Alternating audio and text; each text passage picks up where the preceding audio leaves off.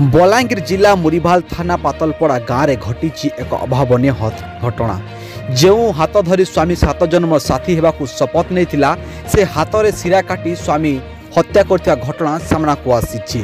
मिलथिबा खबर अनुसार पातलपड़ा गाँव में हत्याकांड घटी स्त्री हाथर शिरा को काटी हत्या करथिबा स्वामी अभियोग आसी।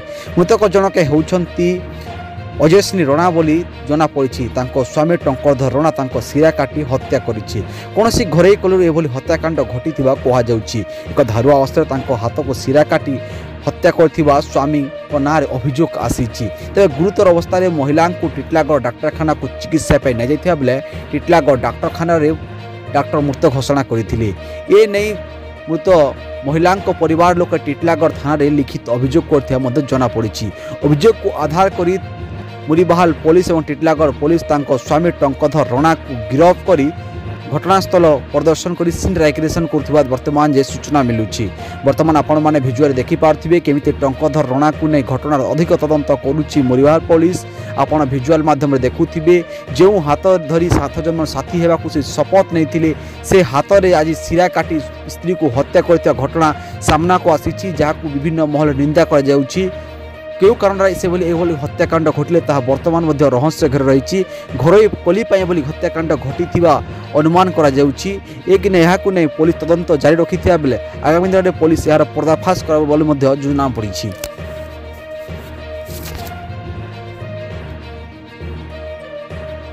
बलांगीर जिला मुरीभाल थाना पातलपड़ा गाँव में घटी एक अभावन घटना। जो हाथ धरी स्वामी 7 जन्म साथी होगा शपथ नहीं से हाथ में शिरा काटी स्वामी हत्या करथिबा घटना सामना को आसी। मिलथिबा खबर अनुसार पातलपड़ा गाँव में हत्याकांड घटी स्त्री हाथर शिरा को काटी हत्या करथिबा स्वामी अभियोग आसी। मृतक जनक होउछंती अजयश्री रणा बोली जनापड़ी। स्वामी टंकरधर रणा शिरा काटी हत्या करिछि। कौनसी घरे कलू एभली हत्याकांड घटी कहुछि। एक धारुआ अवस्था हाथ को शिरा काटी हत्या करथिबा स्वामी ना अभियोग आसी। तेज गुरुतर अवस्था महिला को टिटलागढ़ डाक्तखाना को चिकित्सा पाई निया बेले टिटलागढ़ डाक्तखाना डाक्तर मृत घोषणा करथिले। ए नहीं मृत महिला परिवार लोक टिटलागढ़ थाना लिखित अभियोग करथिबा